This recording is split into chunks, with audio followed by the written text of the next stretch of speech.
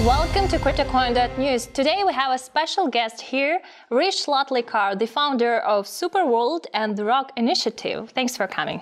Yeah, thanks for having me. So, Hrish, Superworld is a social AR app on iOS. Can you tell us a little bit more about it?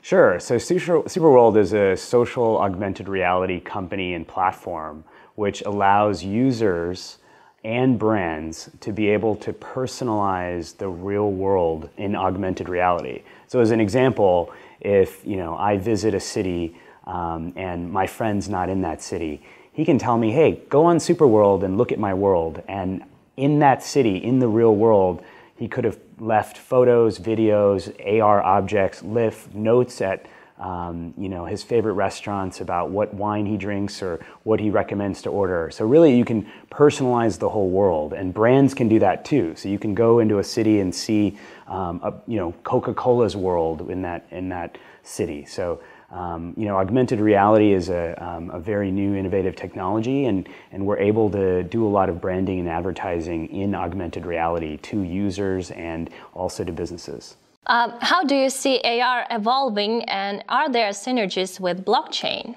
Yes, so that's a really great question. At Superworld, we're actually building integration into the blockchain and doing a super coin. So we're allowing users to access AR, augmented reality, real estate, and do space-time leasing of that real estate. A user or buyer of the coin can lease a certain piece of real-world real estate and be able to lease that for augmented reality advertising. And there's also a marketplace on the app and other ways that users can utilize blockchain and utilize the coin to buy things in AR, sell things in AR, promote themselves in augmented reality on the app. So blockchain and the use of the coin, Supercoin, is really going to revolutionize how users utilize Superworld in augmented reality. We're doing that now, and we're going to be working on doing a pre-sale very soon. But basically we're, again, utilizing the blockchain to allow users to lease space-time real estate. So as an example, let's say users want to rent Times Square in New York for augmented reality advertising. So a user can go onto the platform and lease Times Square, the physical space of Times Square, for augmented reality, and even resell that space to others. It looks like hype slowed down a bit. So where do you see VR placed in the future? Yeah, so Superworld's an augmented reality company. My other company that I co-founded is the Rogue Initiative, which is a virtual reality film and television studio. And there what we do is we create new content, IP, and we do so with established directors and producers. So my partner at the company, production partner, is Michael Bay, the action director, as well as Linda Obst, who's also known for Interstellar and Contact. So we specialize in action and science fiction type content. And what we do is we create new content IP and create a new world. And we start that world off in doing a VR experience. And then we do a feature film, we'll do a television show, we'll do location-based entertainment, we'll do console gaming, all the way to merchandising. And so VR, as your question stated, is still growing, especially in terms of the number of users that have a headset at home. As a startup mentor, which advice would you give to a team which is going for an ICO? Yeah, that's right. So with Superworld, we're integrating under the blockchain and doing a pre-sale, as well as with the Rogue Initiative. We're also, to companies. Eyeing plans to, maybe create a DApp or do something on the blockchain, because, as I said, we're creating worlds there as well. I think in terms of just general advice for startup founders is to really find a great team.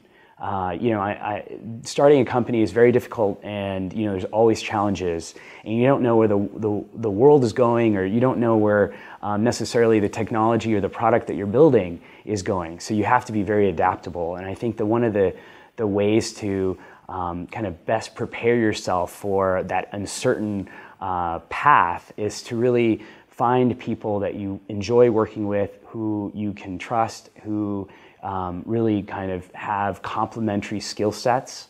So that way, when you are going to build that product or talk to investors or take your company to the next level, you have people around you who can support you in that mission and move ahead. So I would say, who can you trust? Yeah, exactly. I think, and I'm fortunate to have great founders and partners at both of the companies I mentioned, and that's something that I always look for. And at the end of the day, it's about having fun too. So you want to work with people you really enjoy working with and respect. And I think that's probably the biggest key of starting a company. And I think you learn all the other stuff along the way if you have a great team.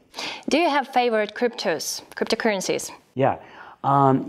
There's so many currencies out there. There's one more recently that I would consider my favorite because one of my great friends and investors, Ryan Wang from Outpost Capital, recently joined the team, and it's called MOAC, the mother of all coins.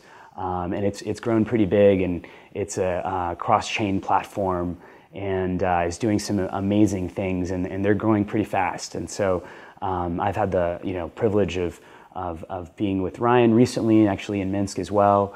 And he did a great job of presenting that, and as CEO also talked about MOAC. So I would say that's one of my favorites. What do you feel about top 10 major cryptocurrencies? Yeah.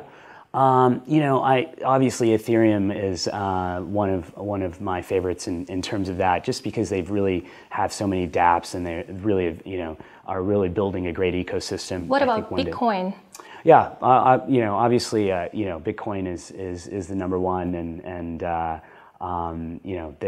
Bitcoin has its own, huge strengths. I think there's so many supporters of Bitcoin and believers in it, and sure, I also am one as well. What are your price predictions about Bitcoin and Ethereum by the end of this year? I don't know. It's hard to. I wouldn't say I would necessarily predict a certain price because it's hard to really know in the course of this year what's going to happen. But I think as more institutions get into the marketplace, as I just read, I think Goldman Sachs is now kind of doing a major push in crypto with its clients.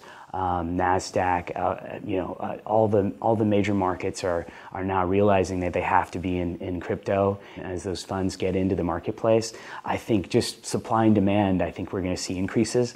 I don't want to predict specific prices, just because it's hard to tell when those things kind of are all going to happen on the regulatory side, and there's obviously things that need to be figured out there. But I think over the next 3 or 4 years, I do think we're going to be at a multiple increase from where we are now, for sure. Okay, thank you, Hrish. Thanks for coming. Yeah, thanks so much for having me. I appreciate it. Today we're joined by Hrish Lotlikar. Thanks for watching, and see you next time.